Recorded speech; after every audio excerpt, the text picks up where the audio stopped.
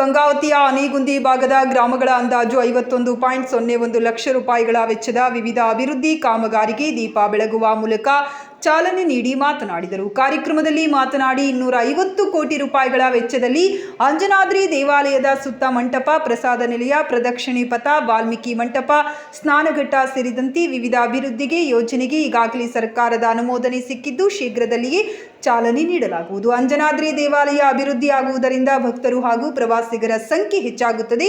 ಇದರಿಂದ ಆನೆಗುಂದಿ ಸೇರಿದಂತೆ ಸುತ್ತಲಿನ ಭಾಗದ ಜನರಿಗೆ ವ್ಯಾಪಾರಕ್ಕೆ, ಉದ್ಯೋಗಕ್ಕೆ ಅನುಕೂಲವಾಗಲಿದೆ ಎಂದು ಇಂಗಿತ ವ್ಯಕ್ತಪಡಿಸಿದರು. ಈ ಸಂದರ್ಭದಲ್ಲಿ ತಹಶೀಲ್ದಾರರಾದ ಯು ನಾಗರಾಜ್, ಆನೆಗುಂದಿ ಗ್ರಾಮ ಪಂಚಾಯತ್ ಅಧ್ಯಕ್ಷರಾದ ಹುಲಿಗೆಮ್ಮ ಹೊನ್ನಪ್ಪ ನಾಯ್ಕ್, ಸಂಗಾಪುರ ಗ್ರಾಮ ಪಂಚಾಯತ್ ಮಂಜಮ್ಮ, ಲೋಕೇಶ್, ಮಲ್ಲಿಕಾರ್ಜುನ ಸ್ವಾಮಿ ಹಿರೇಮಠ್, ಟಿಜಿ ಬಾಬು, ಮಂಜುನಾಥ್ ಕಲಾಲ್, ಲಕ್ಷ್ಮಣ ನಾಯಕ್, ಬಾಬುರೆಡ್ಡಿ, ಶ್ರೀನಿವಾಸ್, ಕೊರಮ್ಮ ಕ್ಯಾಂಪ್, ಮನೋಹರ್ ಗೌಡ ಹೆರೂರು ಮತ್ತು ಹೆಮ್ನೂರ್ ಚೌಡ್ಕಿ, ವೀರೇಶ್ ಬಲಕುಂದಿ, ವೆಂಕಟೇಶ್ ಜಬ್ಬಲಗುಡ್ಡ, ನಾಗರಾಜ್ ಚಳಗೇರಿ, ಮಹಿಳಾ ಮುಖಂಡರಾದ ರಾಜೇಶ್ವರಿ ಹಾಗೂ ಕಾರ್ಯಕರ್ತರು, ವಿವಿಧ ಇಲಾಖೆಯ ಅಧಿಕಾರಿಗಳು ಉಪಸ್ಥಿತರಿದ್ದರು.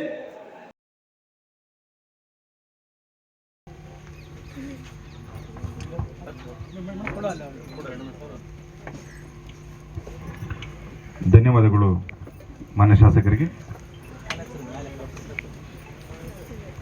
ಈ ಒಂದು ಆನೆಗುಂದಿ ಭಾಗದ ಕಾಮಗಾರಿಗಳ ವಿವರಗಳು.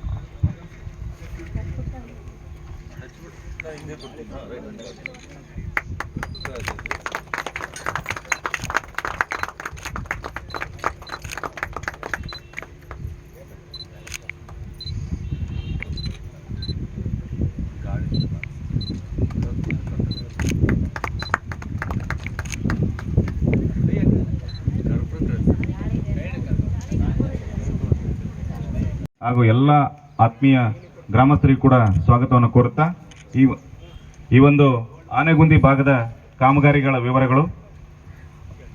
ಗಂಗಾವತಿ ತಾಲೂಕು ಆನೆಗುಂದಿ ಗ್ರಾಮ ಪಂಚಾಯತಿಯಲ್ಲಿ ಗಂಗಾವತಿ ವಿಧಾನಸಭಾ ಕ್ಷೇತ್ರದ ಗಂಗಾವತಿ ತಾಲೂಕಿನ ಸರ್ಕಾರಿ ಪ್ರೌಢಶಾಲೆಗೆ 2 ಕೊಠಡಿ, ಸರ್ಕಾರಿ ಹಿರಿಯ ಪ್ರಾಥಮಿಕ ಶಾಲೆ ರಾಂಪುರ್ಗೆ 2 ಕೊಠಡಿ, ಒಟ್ಟು ಮೊತ್ತ 10.51 ಲಕ್ಷ ಆಗಿರ್ತದೆ. ನೆಕ್ಸ್ಟ್ ಆ ಗಂಗಾವತಿ ಗ್ರಾಮ ಪಂಚಾಯತಿ ವಿಧಾನಸಭಾ ಕ್ಷೇತ್ರದಲ್ಲಿ ಗಂಗಾವತಿ ತಾಲೂಕಿನ ಆನೆಗುಂದಿ ಗ್ರಾಮದಲ್ಲಿ 5ನೇ ಹೊಸ ಅಂಗನವಾಡಿ ಕೇಂದ್ರಕ್ಕೆ ಹೊಸ ಕಟ್ಟಡ ನಿರ್ಮಾಣ 20 ಲಕ್ಷದ ಮೊತ್ತ ಆಗಿರುತ್ತದೆ. ಹಾಗೂ ಗಂಗಾವತಿ ವಿಧಾನಸಭಾ ಕ್ಷೇತ್ರದ ಚಿಕ್ಕರಾಂಪುರ ಗ್ರಾಮದ SC ಕಾಲೋನಿಯಲ್ಲಿ CC ರಸ್ತೆ ನಿರ್ಮಾಣ 25.5 ಲಕ್ಷ ಆಗಿರುತ್ತದೆ. ಒಟ್ಟಾರೆ ಮೊತ್ತ 56.01 ಲಕ್ಷ ಆನೆಗುಂದಿ ಭಾಗದ ಈ ಒಂದು ಕಾಮಗಾರಿಗಳ ವಿವರ ಆಗಿರುತ್ತದೆ. ಸೊ ಹಾಗಾಗಿ ಈ ಒಂದು ಮಾನ್ಯರು ಈ ಒಂದು ಉದ್ಘಾಟನೆ ನುಡಿಯನ್ನ ತಾವು ನುಡಿಬೇಕಾಗಿ ತಮ್ಮಲ್ಲಿ ಕೇಳ್ಕೊಳ್ತಾ ಇದೀವಿ ಸರ್.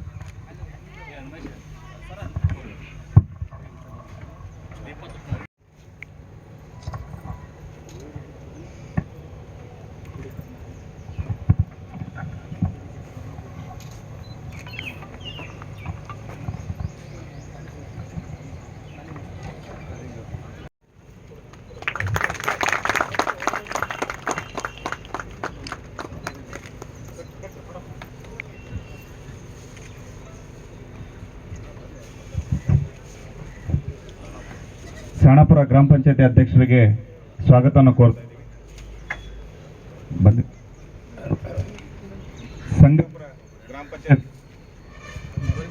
ಸಂಗಾಪುರ ಗ್ರಾಮ ಪಂಚಾಯತಿ ಅಧ್ಯಕ್ಷರನ್ನ ರಾಜೇಶ್ವರಿ ಮೇಡಮ್ ಅವರು ಸ್ವಾಗತವನ್ನು ಮಾಲಾರ್ಪಣೆಯೊಂದಿಗೆ ಕೋರಬೇಕೆಂದು ತಮ್ಮಲ್ಲಿ ಕೇಳ್ಕೊಳ್ತಾ ಇದ್ದೀವಿ.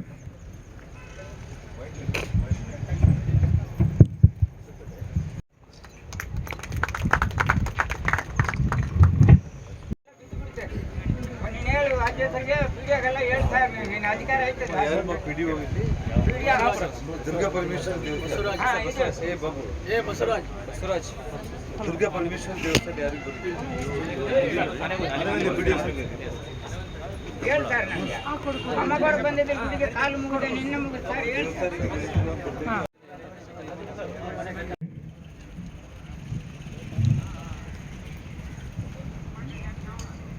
ಹಾಗೂ ಹಾಗೂ ಅತಿಥಿಗಳಾಗಿ ಆಗಮಿಸಿರತಕ್ಕಂಥ ಮಾನ್ಯ ತಹಶೀಲ್ದಾರ್ ಗಂಗಾವತಿ ಇವರು ಕೂಡ ವೇದಿಕೆಗೆ ಆಗಮಿಸಬೇಕಾಗಿ ತಮ್ಮಲ್ಲಿ ಕೇಳ್ಕೊಳ್ತಾ ಇದೀವಿ ಸರ್. ಕಾರ್ಯನಿರ್ವಾಹಕ ಅಧಿಕಾರಿಗಳು ಗಂಗಾವತಿ ತಾಲೂಕ್ ಪಂಚಾಯತ್ ಇವರು ಕೂಡ ವೇದಿಕೆಗೆ ಆಗಮಿಸಬೇಕಾಗಿ ತಮ್ಮಲ್ಲಿ ಕೇಳ್ಕೊಳ್ತಾ ಇದೀವಿ. ಹಾಗೂ ತಾಲೂಕು ಮಟ್ಟದ ಎಲ್ಲ ಅಧಿಕಾರಿಗಳು ದಯವಿಟ್ಟು ವೇದಿಕೆ ಆಗಮಿಸಬೇಕಾಗಿ ತಮ್ಮಲ್ಲಿ ಕೇಳ್ಕೊಳ್ತಾ ಇದೀವಿ. ಗ್ರಾಮ ಪಂಚಾಯತಿ ಅಧ್ಯಕ್ಷರಾಗಿರ್ತಕ್ಕಂಥ ಶ್ರೀಮತಿ ಹುಲಿಗಮ್ಮ ವನ್ನಪ್ಪ ನಾಯ್ಕ್ ಮೇಡಮ್ ಇವರು ದಯವಿಟ್ಟು ವೇದಿಕೆಗೆ ಬರಬೇಕು.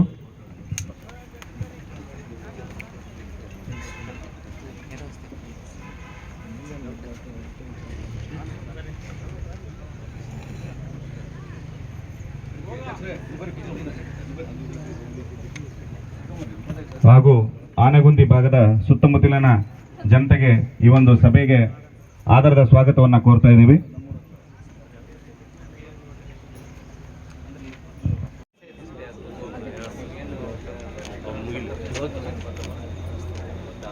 ಜಾಗ ಇದೆ ಆ ಜಾಗ ಐತೆ, ಜಾಗ ಇದೆ, ಹಳೆ ಮನೆ ಐತೆ, ಅದು ಕೆಡಿ ಕಟ್ಕೊಂಡ್ಬಿಡ್ತೀನಿ. ಅಲ್ಲಿ ಮನೆ ಇದೆ. ಹಳೇದು ಮನೆ ಐತೆ ಸರ್, ಎಲ್ಲ ಏಳು ಹಾವು ಬಂದು ಮಕ್ಕಂತ ಅದ್ರಾಗ ಅದನ್ನ ನಾನು ಕಿಚ್ಚಿ ಬಿಡಿಸಿ ಕಟ್ಕೊಂತೀನಿ. ನಾವು ಬಡವರು, ನಮಗೆ ಕರ್ಮ ಮಾಡಿ ಭಿಕ್ಷೆ ಬೇಡವ್ರಿಗೆ 17 ವರ್ಷ ಆಯ್ತು. 17 ವರ್ಷ ಆಯ್ತು ಕಟ್ಟಿದೇವಿ. ನನಗೆ ಗುರುತು ಇವರೆಲ್ಲ ಇದಕ್ಕೂ ಅದಕ್ಕೆ ಮಾತಾಡವಲ್ರಿ ಸರ್. ಆಯ್ತು, ನಾನು ಬರ್ಕೊಂಡಿದ್ದೀನಿ ನಾನು. ಹಾಂ ಆಯ್ತಾ? ಹಾಂ ನಮ್ಮವರು ಬರ್ತಾರೆ, ಸೈಡಿಗೆ ಬಂದು ವಿಸಿಟ್ ಮಾಡಿ ಮಾಡ್ಕೊಡ್ತಾರೆ. ಸರಿ, ರಾಜಶೇಖರ್ ಸರ್ 5 ನಂಬರ್ ಸರ್. ತಂಗಿ ಮಗ. ವಿಲೇಜ್ ಎಲ್ಲರೂ ಕರ್ಕೊಂಡು ಚೆನ್ನಪ್ಪ ಎಲ್ಲರೂ ಬಿಡ್ಬೇಡ್ರಿ.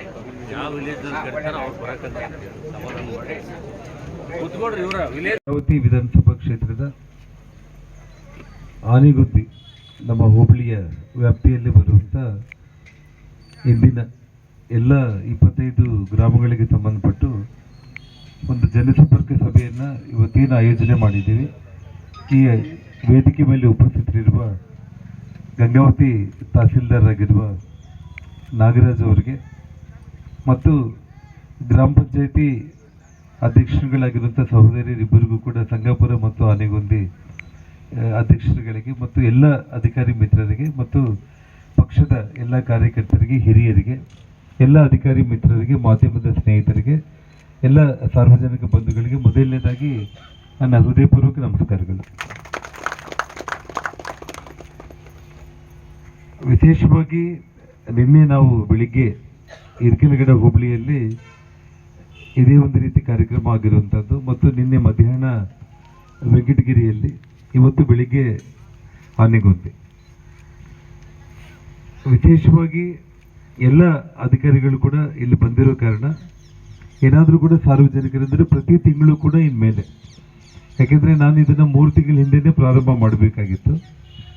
ಅನಿವಾರ್ಯ ಕಾರಣಗಳಿಂದ ನನಗೆ ಸುಪ್ರೀಂ ಕೋರ್ಟಿಂದ ಬಳ್ಳಾರಿಗೆ 14 ವರ್ಷಗಳ ನಂತರ ಅನುಮತಿ ಸಿಕ್ಕಿ ನಾನು ಬಳ್ಳಾರಿಗೆ ಹೋಗಿದ್ದು. ತದನಂತರ ಸೊಂಡೂರು ಉಪಚುನಾವಣೆಗಳು ಬಂದಿತ್ತು. ಹಾಗಾಗಿ 3-4 ತಿಂಗಳು ಕೂಡ ಬರಲಿಕ್ಕೆ ಆಗದೆ ಹೋಗಿರುವಂಥ ಒಂದು ವಿಷಯ. ಇವತ್ತಿಂದ ಅಂದರೆ ಪ್ರತಿ ತಿಂಗಳು ಕೂಡ ಒಂದು ದಿನ ಸಂಪೂರ್ಣವಾಗಿ ಪ್ರತಿಯೊಂದು ಹೋಬಳಿಯಲ್ಲಿ ಕೂಡ ಈ ರೀತಿ ಜನಸಂಪರ್ಕ ಸಭೆಯನ್ನು ಮಾಡುವುದು ಆಗುತ್ತೆ. ಯಾಕೆಂದರೆ ನಾವು ಇವಾಗ ಕೆಲವೊಂದು ಸಮಯದಲ್ಲಿ ಮನೆಯಲ್ಲಿ ಇರ್ಬೋದು, ಇಲ್ಲದೇ ಇರ್ಬೋದು. ಜನ ಬಂದು ಏನಾದರೂ ಕೆಲಸಗಳಾಗಿಲ್ಲ ಅಂತಂದ್ರೂ ಕೂಡ ಇವತ್ತೇನು ತಮ್ಮ ಅರ್ಜಿಗಳೆಲ್ಲ ಏನು ಕೊಡ್ತೀರಾ, ಆ ಕೊಡೋ ಅರ್ಜಿಗಳ ಮೂಲಕ ಏನಾದರೂ ಕೆಲಸಗಳು ಇಲ್ಲೇ ಇತ್ಯರ್ಥ ಮಾಡೋದಕ್ಕೆ ಅವಕಾಶ ಇತ್ತು ಅಂತಂದರೆ ಇಲ್ಲೇ ಅದನ್ನು ಇತ್ಯರ್ಥ ಮಾಡುವಂಥದ್ದು. ಒಂದು ವೇಳೆ ಆಗೋದಿಲ್ಲ, ಕಚೇರಿಗಳಲ್ಲೇ ಕೆಲಸ ಮಾಡಬೇಕು ಅಂತಂದರೆ ಮತ್ತೆ ನಾನು ಏನು ಬರೋ ತಿಂಗಳಿಲ್ಲಿಗೆ ಮತ್ತೆ ಒಂದು 30 ದಿವಸಗಳ ನಂತರ ಇಲ್ಲಿಗೆ ನಾನು ಬರ್ತೀನೋ ಅಷ್ಟೊಂದರೊಳಗಡೆ ಆ ಕೆಲಸಗಳು ಮುಗಿದಿರಬೇಕು. ಅದು ಒಂದು ಕಂಡೀಷನ್ ಮೇಲೆ ಈ ರೀತಿ ಆಗೋದ್ರಿಂದ ನಿರಂತರವಾಗಿ ಪ್ರತಿ ತಿಂಗಳು ನಾನು ಬರೋದ್ರಿಂದ ಎಲ್ಲ ಗ್ರಾಮಗಳ ಏನಾದರೂ ಸಮಸ್ಯೆಗಳಿದ್ದರೆ ಆ ಸಮಸ್ಯೆಗಳನ್ನ ಬಗೆಹರಿಸೋದಕ್ಕೆ ಭಾಳ ಸುಲಭ ಆಗುತ್ತೆ ಅನ್ನುವಂಥ ಒಂದು ವಿಷಯದಲ್ಲಿ ಈ ಹಿಂದೆ ನಾನು ಬಳ್ಳಾರಿಯಲ್ಲಿ ಉಸ್ತುವಾರಿ ಸಚಿವನಾಗಿದ್ದಾಗ ಪ್ರತಿ ತಾಲೂಕಾ ಕೇಂದ್ರದಲ್ಲಿ ಕೂಡ ನಿಮ್ಮೊಂದಿಗೆ ನಾವು ಅನ್ನುವಂಥ ಒಂದು ಕಾರ್ಯಕ್ರಮ ಮಾಡ್ತಾ ಇದ್ದಿದ್ದು. ಈ ಕಾರ್ಯಕ್ರಮ ಕೂಡ ಅದೇ ಒಂದು ರೀತಿಯಲ್ಲಿ ನಿಮ್ಮೊಂದಿಗೆ ನಾವು ಅಂತ ಹೇಳಿ, ಅಂದರೆ ಶಾಸಕರು ಅಧಿಕಾರಿಗಳು ನಾವೆಲ್ಲರೂ ಕೂಡ ಯಾವುದೇ ಒಂದು ವಿಚಾರ ಇದ್ರೂ ಕೂಡ ತಮ್ಮ ಕೆಲಸಗಳನ್ನು ಇತ್ಯರ್ಥ ಮಾಡೋದಕ್ಕೆ ಇದೊಂದು ಸುಲಭವಾದ ಮಾರ್ಗ ಮತ್ತು ಒಂದು ಟೈಮ್ ಬೌಂಡ್ ಇರುತ್ತೆ. ನಾನು ಇವತ್ತು ಬಂದಿದ್ದೀನಿ. ನಾನು ಇವತ್ತು ತಾವೇನು ಅರ್ಜಿಗಳು ಕೊಡ್ತೀರೋ ಆ ಎಲ್ಲ ಕೆಲಸಗಳು ಕೂಡ ಬರೋ ತಿಂಗಳು ಮತ್ತೆ ನಾನು ಇಲ್ಲಿಗೆ ಬರೋದ್ರೊಳಗಡೆ ಆ ಕೆಲಸ ಆಗಿರಬೇಕು. ಆ ಒಂದು ರೀತಿಯಲ್ಲಿ ಮಾಡ್ಕೊಂಡು ಹೋಗ್ಬೇಕು ಅನ್ನೋಂಥ ಮುಖ್ಯ ಉದ್ದೇಶದಿಂದನೇ ಈ ಕಾರ್ಯಕ್ರಮವನ್ನು ಮಾಡಿರುವಂಥದ್ದು.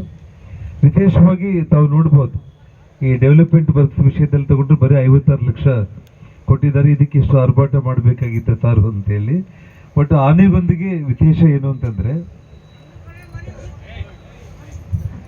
ಇವತ್ತು ನಮ್ಮ ಅಂಜನಾದ್ರಿ ಹನುಮಂತನ ಒಂದು ಆಶೀರ್ವಾದದಿಂದ, ಆ ಭಗವಂತನ ಕೃಪಾ ಕಟಾಕ್ಷದಿಂದ ಇವತ್ತೇನು ನಾನು ಎಲ್ಲ ಕಡೆ ಕೂಡ ಒಂದೇ ಒಂದು ವಿಷಯ ಹೇಳ್ತಾ ಇದ್ದೆ. ಇವತ್ತು ನಮ್ಮ ಆನೆಗೊಂದಿ ಭಾಗ ಅಂತಂದರೆ ಖಂಡಿತವಾಗ್ಲೂ ಕೂಡ ಇವತ್ತು ಇದೊಂದು ಇನ್ನೊಂದು ತಿರುಪತಿ ಆಗುತ್ತೆ ಅಂತೇಳಿ ಆ ಒಂದು ನಿಟ್ಟಲ್ಲಿ ಇವತ್ತು ನಾನು ಇಲ್ಲಿಗೆ ಬರಬೇಕು ಅಂತಂದರೆ ಆ ಹನುಮಂತನ ಆಶೀರ್ವಾದ ಇದ್ದರೆ ಮಾತ್ರ ನಾನು ಇಲ್ಲಿಗೆ ಬಂದಿರ್ತೀನಿ. ನಾನು ಇಲ್ಲ ಅಂತಂದರೆ ನಮ್ಮ ಹಿರಿಯರು ಹೇಳ್ತಾ ಇರ್ತಾರೆ, ಆ ಶಿವನ ಆಜ್ಞೆ ಅನ್ನೋದು ಇಲ್ದಂಗೆ ಒಂದು ಇರಬೇಕು ಕೂಡ ಒಂದು ಜಾಗದಿಂದ ಇನ್ನೊಂದು ಜಾಗಕ್ಕೂ ಹೋಗೋಲಿಕ್ಕೆ ಸಾಧ್ಯನೇ ಆಗಲ್ಲ ಅಂತೇಳಿ. ಆ ರೀತಿ ಇವತ್ತು ನಾನೇನು ಇಲ್ಲಿಗೆ ಆ ಸ್ವಾಮಿ ಪಾದ ಇಟ್ಕೊಂಡು ಬಂದಿದ್ದೀನಿ. ಸುಮಾರು 250 ಕೋಟಿ ವೆಚ್ಚದಲ್ಲಿ ಇವತ್ತು ಏನೆಲ್ಲ ಕೆಲಸಗಳಾಗಬೇಕಾಗಿದೆ ಅನ್ನೋದ್ರ ಬಗ್ಗೆ ಇವತ್ತು ನಾನು ಮೊದಲಿಂದ ಕೂಡ ಹೇಳ್ತಾ ಇದ್ದೆ. ತಿರುಪತಿ ಮಾದರಿಯಲ್ಲಿ ಮೆಟ್ಟಿಲನ್ನು 30 ಕೋಟಿ ವೆಚ್ಚದಲ್ಲಿ, ಅಂದರೆ ಮುಂಭಾಗದಿಂದ 15 ಕೋಟಿ ಮತ್ತು ಹಿಂಭಾಗಲಿಂದ ಕೆಳಗಡೆ ಇಳಿಯೋದಕ್ಕೆ 15 ಕೋಟಿ 30 ಕೋಟಿ ಅಂತೇಳಿ ಇವತ್ತು ಅದರಲ್ಲಿ 15 ಕೋಟಿ ಅಮೌಂಟು ಬಿಡುಗಡೆಯಾಗಿ ಇವತ್ತು ಅದನ್ನು ಇನ್ನೊಂದು ವಾರದ ಒಳಗಡೆ ಟೆಂಡರ್ ಕರೆದು ಆ ಕೆಲಸ ಪ್ರಾರಂಭ ಆಗೋದಕ್ಕೆ ಮೊದಲಾಗ್ತಾ ಇದೆ. ಒಂದು 15 ಕೋಟಿ ಕೆಲಸ. ಅದಾದಮೇಲೆ ಇವತ್ತು ಪಾದಗಟ್ಟದಲ್ಲಿ ಇವತ್ತೇನು ಸಣ್ಣ ಆಂಜನೇಯ ಸ್ವಾಮಿ ಮೂರ್ತಿ ಇದೆ, ಆ ಮೂರ್ತಿ ಸುತ್ತಲೂ ಕೂಡ 8 ಕಾಲು ಮಂಟಪ ಅಂತೇಳಿ ಮಾಡಿ ಅತ್ಯಂತ ಸುಂದರವಾದ ಒಂದು ಗೋಪುರ ನಿರ್ಮಾಣ ಮಾಡೋದ್ರ ಜೊತೆಗೆ ಸುಮಾರು 8 ಕೋಟಿ ವೆಚ್ಚದಲ್ಲಿ ಆ ಕೆಲಸ ಕೂಡ ಪೂರ್ತಿ ಮಾಡಲಿಕ್ಕೆ ಇವತ್ತು ಹಣ ಬಿಡುಗಡೆಯಾಗಿ ಅದು ಕೂಡ ಈ ಮೆಟಲ್ ಜೊತೆಯಲ್ಲಿ ಕೆಲಸ ಪ್ರಾರಂಭ ಆಗುತ್ತೆ ಬಂಧುಗಳೇ. ಜೊತೆಗೆ ಮೂಲ ದೇವಸ್ಥಾನ ಮೇಲೆ ಏನಿದೆಯೋ ಆ ದೇವಸ್ಥಾನವನ್ನು ಯಾವುದೇ ಒಂದು ರೀತಿಯಲ್ಲೂ ಕೂಡ ಮುಟ್ಟಿದ್ದೇನೆ. ದೇವಸ್ಥಾನದ ಸುತ್ತೂರು ಕೂಡ ಕಲ್ಲಲ್ಲಿ ಯಾವ ರೀತಿ ತಿರುಪತಿ ವೆಂಕಟೇಶ್ವರ ಸ್ವಾಮಿಗೆ ಆ ಕಲ್ಲಲ್ಲಿ ಒಂದು ಗುಡಿಯನ್ನು ಕಟ್ಟಿ ಮೇಲೆ ಗೋಪುರ ನಿರ್ಮಾಣ ಮಾಡಿದ್ದಾರೆ.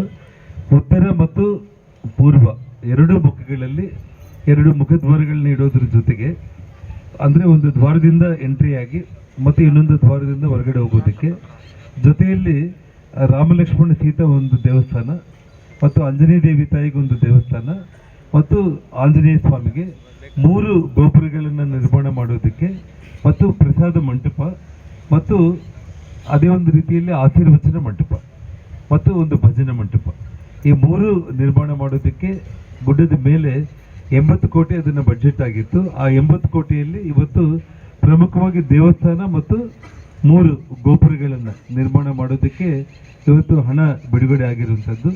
ಆ ಕೆಲಸ ಕೂಡ ಪ್ರಾರಂಭ ಆಗುತ್ತೆ. ನನ್ನ ಲೆಕ್ಕದಲ್ಲಿ 1 ವರ್ಷ ಅಥವಾ 1.5 ವರ್ಷದ ಒಳಗಡೆ ಈ ಕೆಲಸ ಪೂರ್ತಿ ಮಾಡಿ ಆ 3 ಗೋಪುರಗಳಿಗೆ ಕೂಡ ಸಂಪೂರ್ಣ ನನ್ನ ವೈಯಕ್ತಿಕವಾಗಿ ಬಂಗಾರದ ಗೋಪುರಗಳನ್ನು ಮಾಡಿಸೋದ್ರ ಮೂಲಕ ಇಡೀ ಜಗತ್ತು ಇವತ್ತು ಯಾವ ರೀತಿ ತಿರುಪತಿಯಲ್ಲಿ ನಾವು ಆ ಶಿಖರ ದರ್ಶನ ಸ್ವಾಮಿ ಗೋಪುರವನ್ನು ನಾವು ಹೋಗಿ ಆ ಬಂಗಾರದ ಗೋಪುರ ದರ್ಶನ ಮಾಡ್ಕೊತೀವೋ ಆ ರೀತಿ ನಮ್ಮ ಹನುಮದೇವರ ದರ್ಶನ ಕೂಡ ಇಡೀ ಜಗತ್ತು ಬಂದು ಮಾಡ್ಕೊಳ್ಳುವಂಥ ಒಂದು ರೀತಿಯಲ್ಲಿ ಇವತ್ತು ಮಾಡ್ತಾ ಇರುವಂಥ ಒಂದು ಕೆಲಸ. ಅದೇ ಒಂದು ರೀತಿಯಲ್ಲಿ ಪ್ರದಕ್ಷಿಣಾ ಪಥ, ಅಂದರೆ ಪ್ರದಕ್ಷಿಣೆ ಮಾಡೋದಕ್ಕೆ ಸುಮಾರು 8 ಕೋಟಿ ಅಮೌಂಟ್ ಈಗಾಗಲೇ ಬಿಡುಗಡೆಯಾಗಿದೆ.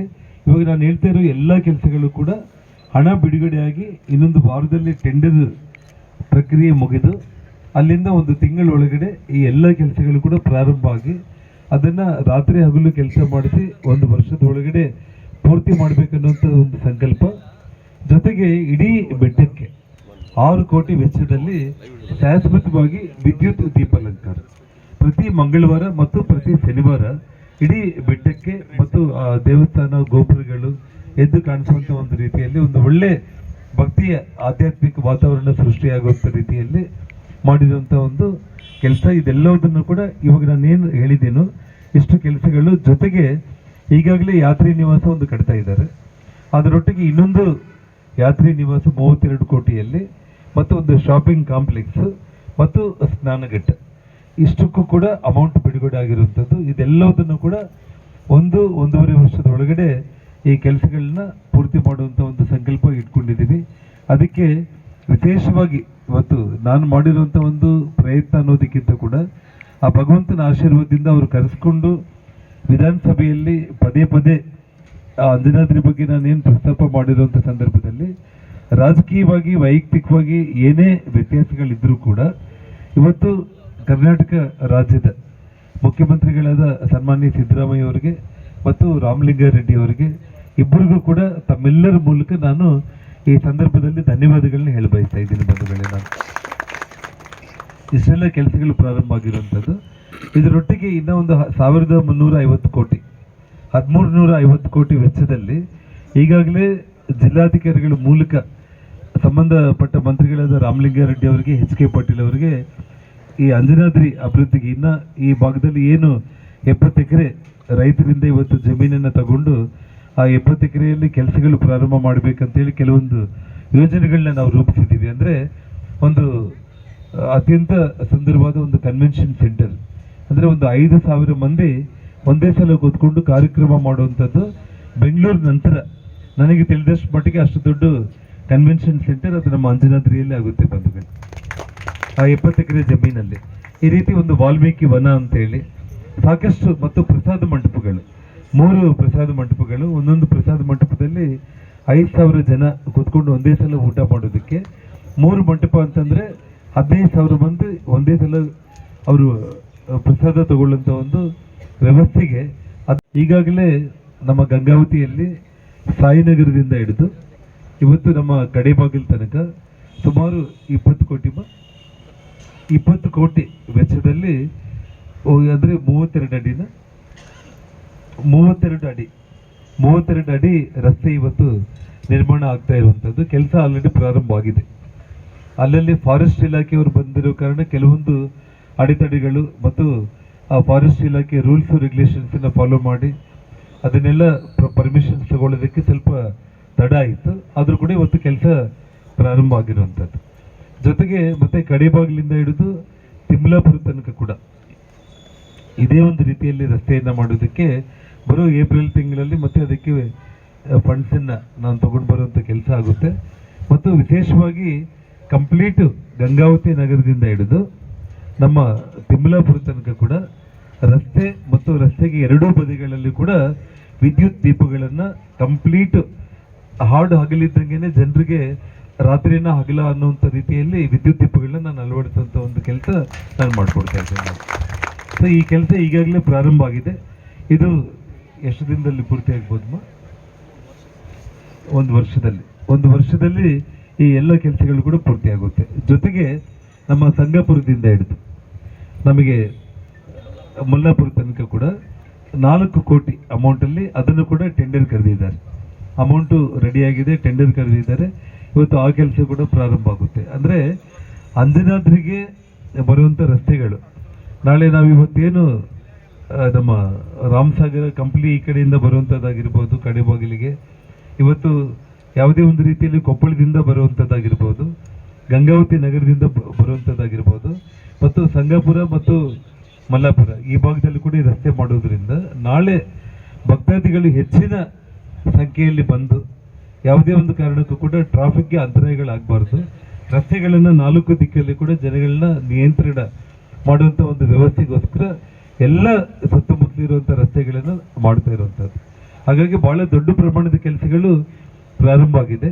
ಇನ್ನೊಂದು ವರ್ಷ, 1.5 ವರ್ಷದಲ್ಲಿ ಇಡೀ ನಮ್ಮ ಭಾರತ, ನಮ್ಮ ಆನೆಗೊಂದಿ ಮತ್ತು ಅಂಜನಾದ್ರಿ ಕಡೆ ನೋಡುವಂಥ ಕೆಲಸಗಳು ತಮ್ಮ ಕಣ್ಮುಂದೆ ಇರುತ್ತೆ ಅಂತ ಹೇಳೋದಕ್ಕೆ ನಾನು ಹೆಮ್ಮೆ ಪಡ್ತಾ ಇದ್ದೀನಿ. ಹಾಗಾಗಿ ಇವತ್ತು ನನ್ನ ಭಾಷಣ ಇಲ್ಲಿಗೆ ನಾನು ಮುಕ್ತಾಯ ಮಾಡೋದ್ರ ಜೊತೆಗೆ ತಾವೆಲ್ಲರೂ ಕೂಡ ಆರಾಮಾಗಿ ಭಾಳ ನಮಗೇನು ಆನೆಗೊಂದಿ ಅವ್ರಿಗೆ ದೊಡ್ಡ ಸಮಸ್ಯೆಗಳಿಲ್ಲ ಅಂತ ನನಗೆ ಅನ್ನಿಸ್ತಾ ಇದೆ. ಯಾಕೆಂದರೆ ನಿನ್ನೆ ಇರ್ಕಲ್ಗಡದಲ್ಲಿ ಸುಮಾರು ಒಂದು 2,000 ಜನ ಬಂದಿದ್ರು. ಅಂದರೆ 50 ಹಳ್ಳಿಗಳಲ್ಲಿ.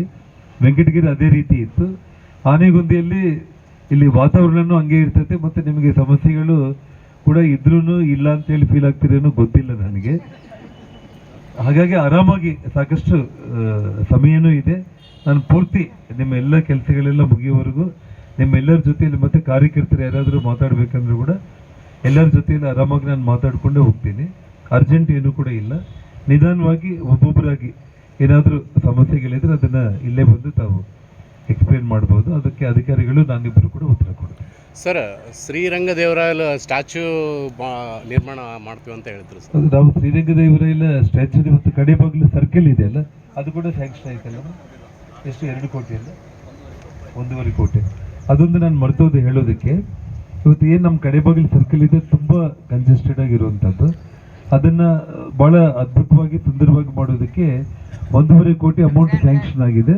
ಅದು ಟೆಂಡರ್ ಕರೆದಿದ್ದಾರೆ, ಅದು ಕೂಡ ಟೆಂಡರ್ ಕರೆದಿದ್ದಾರೆ. ಒಂದ್ಸಲ ಆ ಸರ್ಕಲ್ ಸಂಪೂರ್ಣವಾಗಿ ಪೂರ್ತಿ ಆದಮೇಲೆ ಅದನ್ನು ಅವರ ಪುತ್ಥಳಿಯನ್ನು ನಿರ್ಮಾಣ ಮಾಡುವಂಥ ಕೆಲಸ ಮಾಡ್ತೀವಿ.